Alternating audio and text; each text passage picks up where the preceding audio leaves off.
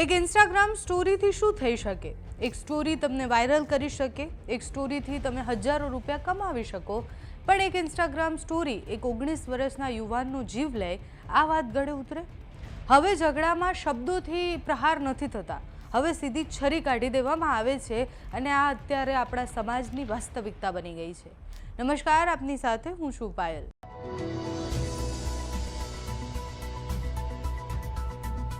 અમદાવાદના જુહાપુરા વિસ્તારમાં 22 એપ્રિલની મોડી રાત્રે બનેલી આ ઘટના માત્ર એક હત્યાની ઘટના નથી, પરંતુ સમાજની હાલત પર ગંભીર સવાલ ઊભા કરે છે કે આપણે અત્યારે ક્યાં છીએ. એક સામાન્ય સોશિયલ મીડિયા સ્ટોરીથી શરૂ થયેલો વિવાદ ધીરે ધીરે જૂની અદાવતમાં ફેરવાઈ ગયો અને પછી અંતે લોહિયાળ ઘટનામાં બદલાઈ ગયો. 19 વર્ષનો મોહમ્મદ સાલિમ શેખ પોતાના મિત્ર સાથે વાત કરવા માટે એક જગ્યાએ પહોંચે છે. મામલો એટલો ઉગ્ર બની જાય છે કે આરોપી છરી નીકાળે છે અને પછી મોહમ્મદ ઉપર એ છરીથી હુમલો કરે છે. ગંભીર ઈજાઓને કારણે એને હોસ્પિટલ લઈ જવામાં આવે છે અને પછી ત્યાં તેનું મૃત્યુ થઈ જાય છે. મિત્ર હાલ સારવાર હેઠળ છે અને આખી ઘટના એક ક્રાઇમ સ્ટોરી કરતાં પણ વધારે આપણા સમાજની અંદર વધી રહેલી અસંવેદનશીલતા, ગુસ્સો, અહંકારનું પ્રતિબિંબ છે. આજના સમયમાં લોકો વાતચીત નથી કરતા, શાંતિથી એને ઉકેલ લાવવાની જગ્યાએ એ ગુસ્સો કરી પ્રતિશોધ કરે છે અને પછી એ કોઈને મારી નાખવા અને મરવા પર આવી જાય છે.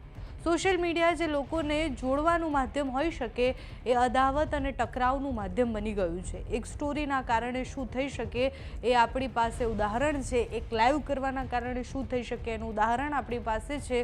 ઉદયપુરથી લઈને ધંધુકાની ઘટના, બધી જ ઘટનાઓ એ દર્શાવે છે કે એક સોશિયલ મીડિયા સ્ટોરીથી, એક પોસ્ટથી શું થઈ શકે. અને અમદાવાદનો પણ એવો જ કિસ્સો. સવાલ એ થાય છે કે શું આપણે હવે એટલા અસહનશીલ બની ગયા છીએ કે હવે શબ્દો સહન નથી થતા આપણાથી, કોઈ પણ વસ્તુ જોઈને આપણે હિંસા કરવા પર આવી જઈએ છીએ અને કોઈને મારી નાખવું એટલું એક્સ્ટ્રીમ વિચારી લઈએ છીએ. અમદાવાદમાં આ 24 કલાકમાં બીજી ત્રીજી ઘટના એવી છે. એટલે તમે કેસ પણ જુઓ તો તમને ખબર પડે કે આપણે કેટલી જલ્દી નાની નાની વસ્તુઓમાં ઝઘડા કરવા પર આવી જઈએ છીએ અને નાની નાની વસ્તુઓમાં એકબીજાને મારવા પર આવી જઈએ છીએ. અનેક આવી ઘટનાઓ છે. આ કેસમાં શું થયું એની માહિતી સાથે જ પોલીસ શું કહી રહ્યા છે, સાથે જ આગળ કેવી કાર્યવાહી થવાની છે, ત્યાંના લોકો શું કહી રહ્યા છે, જે પરિવારના લોકો છે એ જોઈએ. એમ એવું છે, ગઈકાલે રાત્રે 10:30 વાગે જુહાપુરાનું આયશા મસ્જિદ છે ત્યાં બનાવ બનેલો હતો. ફરિયાદી છે તાહિર ઇમ્તિયાઝ અલી શેખ અને જે મરણજનાર છે એનો ભાઈ છે મોહમ્મદ સાલિક કરીને. બનાવ એવું છે કે મોહમ્મદ સાલિક છે એ જે આયશા મસ્જિદ છે ત્યાં પોતે 10:30 વાગ્યાની આસપાસ હાજર હતો. એ વખતે એને આરોપીઓ જે છે રેહાન ઉર્ફે 525 અને ફૈઝાન ઉર્ફે ફૈઝ એની સાથે મારામારી થયેલી હતી. એ વખતે એને ફોન કરીને મિત્ર છે કાસિફ આસિફ અલી શેખ એને ફોન કરીને કીધું કે અહીંયા મારી સાથે મારામારી કરે છે, તું આવી જા. એટલે એનો મિત્ર ત્યાં ગયો તો આ લોકો એની સાથે મારામારી કરતા હતા. એ દરમિયાન જે ફૈઝાન ઉર્ફે ફૈઝ છે એ રેહાન ઉર્ફે 525 હતા અને એમાં 25 પોતાની પાસેથી છરી કાઢી અને જે રૈયાન ઉર્ફે 500 છે એને આપતા એણે જે મરણજનાર છે એને પડખામાં છરીનો ઘા કરતા. પછી જે સાહેબ છે એને છરીથી ઈજા કરેલી અને ઈંટ મારેલી એવી ઈજાઓ કરેલા. દરમિયાન લોહી લુહાણ થઈ જતા આરોપીઓ ભાગી ગયેલા અને પછી 108માં સારવાર માટે જે મરણજનાર છે એ મોહમ્મદ સાલિકને લઈ ગયા, જેઓ સારવાર દરમિયાન એનું મરણ ગયેલું હતું. અત્યારે જો તપાસમાં જે ખુલ્યું છે એ પ્રમાણે તો મારામારીનો બનાવ બનેલો હતો અને જે મરણજનાર છે એની સાથે જ મારામારી થયેલી હતી. જે સાહેબ જગ્યા ઉપર બોલાવ્યો એને એવું જ કીધેલું હતું કે આ મારી સાથે ઝઘડો કરે છે, આવી જા. એટલે અત્યારે હાલ પૂરતું તો એવું છે કોઈ કારણસર મારામારી થયેલી હતી અને એમાં હત્યાનો બનાવ બનેલો છે. તપાસ દરમિયાન જે સાચું હશે તે ત્યારે આવશે. મૃતક છે એ ગેરેજમાં કામ કરતો હતો અને જે આરોપીઓ છે એ જે અત્યારે જે મેઇન આરોપી જે હસ્તગત કરેલો છે જે રેહાન ઉર્ફે 500 એ છે એ કુરિયરનું છૂટક કામ કરે છે. નહીં, અત્યાર સુધીમાં એવું કોઈ ધ્યાન ઉપર આવ્યું નથી કે આ લોકોના અગાઉ મારામારી કે બનાવ કે ઝઘડો થયેલો હતો.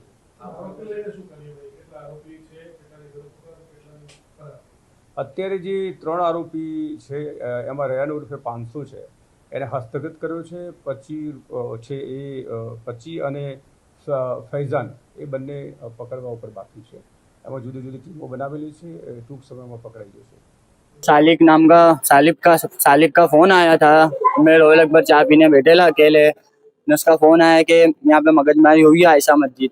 तो मैं आयशा मस्जिद वहाँ पे पहुँचा, चल भाई मैंने उसको बोला मैं आता हूँ। तो मैं आयशा मस्जिद वहाँ पे पहुँचा तो ये 25 और 500 और अपने अमजा नाम का कोई छोकरा, फेजू नाम का छोकरा है, इन लोग के साथ मगजमारी इन लोग की हुई थी सालिक की। तो वहाँ पे मैं पहुंचा, मैंने बोला क्या मगजमारी है भाई, तो मेरे को भी उन लोगों ने गालियाँ दी, मैं यहाँ पे छुरी मार दी मेरे को, यहाँ पे मैं उसको भी छुरी मारी, ने मेरे को भी अनाप शनाप बोला, ने यहाँ पे ईंट मारी मेरे को, वो अलग। हमारे को इंसाफ मिलना चाहिए, हमारे को कुछ सरकार से यही मांगे हमारे को इंसाफ मिले, बाकी हमारे को कुछ नहीं चाहिए। 25 500 हमजा ये लोग को जेल से जेल कड़ी से कड़ी सजा मिलनी चाहिए।